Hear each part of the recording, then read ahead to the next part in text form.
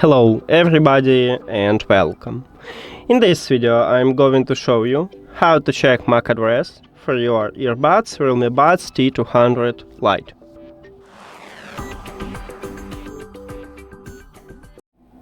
You have to start by open REALME Link application. Of course you need to add your earbuds to the app and then you will see them at the device list. Tap at your earbuds. And now you need to click at the three dots at the right top.